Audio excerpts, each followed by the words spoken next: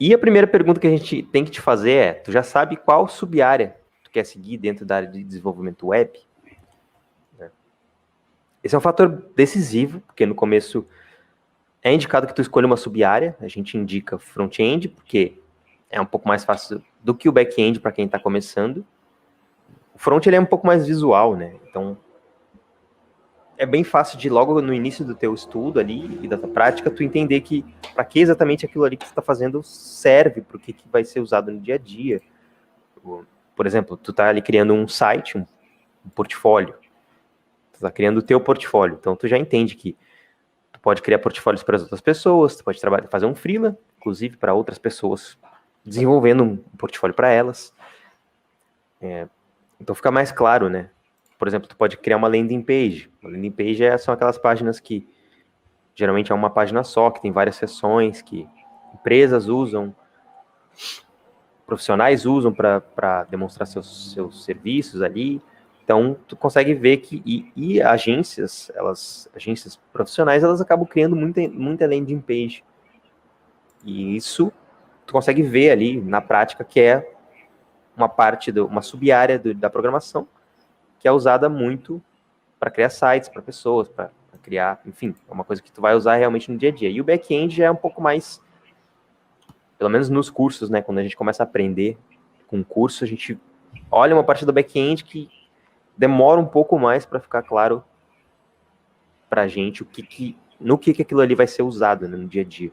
Porque o back envolve outras coisas, né, envolve banco de dados, muitas vezes, né, então envolve alguns conceitos a mais que são um pouquinho mais complexos do que o front. Não que o front não seja complexo também. Pelo menos a parte de frameworks, bibliotecas, ela pode ser um pouquinho mais complexa, mas a parte de HTML, CSS e o básico do JavaScript é um pouco mais simples e tu já consegue criar coisas que tu vai usar no dia a dia. Então, por esses fatores, o front, a gente acaba indicando o front para quem está começando para dar os primeiros passos. Isso não significa, claro, que é obrigatório que tu foque no front-end. Se tu gosta de back-end, segue no back. Sem problema nenhum. Essa dica é para quem está no começo mesmo e quer se inserir na área mais rápido. E depois tu pode, claro, mudar para o back-end, que foi inclusive o que o Beto fez. Ele começou como front-end, trabalhou em algumas empresas como front, e depois ele acabou mudando para back-end.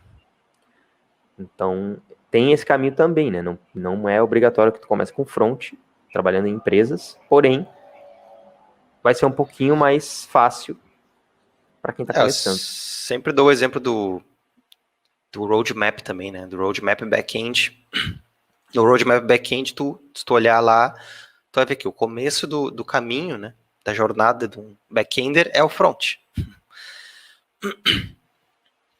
Pelo menos o básico, né? Sim. Claro que o front-end, o back-ender, ele não vai precisar se aprofundar em conceitos de front-end, que hoje em dia são bem complexos, né? Antigamente, né? Parece que a gente tem 60 anos. Mas a gente pegou a internet lá na época que era jQuery, né? O framework de JavaScript mais conhecido era o jQuery, a biblioteca, né, na verdade.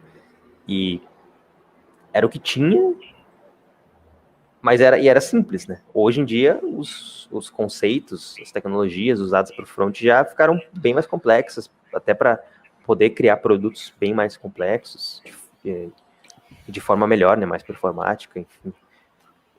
Então, hoje está um pouco mais complexo, tanto quanto o back-end, eu diria. Porém, o básico ainda é simples de aprender. Ainda é bem mais simples do que... E tem gente que faz um caminho inverso, né? Que é aprender o framework primeiro, ou a biblioteca, antes de aprender o básico ali, o HTML, CSS e o básico do JavaScript. Então, também cuidado com isso, né? Estudem a base, que nem o Beto falou, até o back-end ele vai ter que estudar a base, não tem o que fazer. Mas depois vocês podem escolher, né? Se vocês querem entrar como front, se querem dar uma estudada no back para ver como é que é, a gente indica o front, porque por todos esses motivos que eu falei. E depois de definir qual área tu quer seguir, tu já vai começar a ter até mais confiança, né? Porque tu não vai estar atirando para todo lado. Tu tem um foco, e isso é bem importante no começo, ter o foco.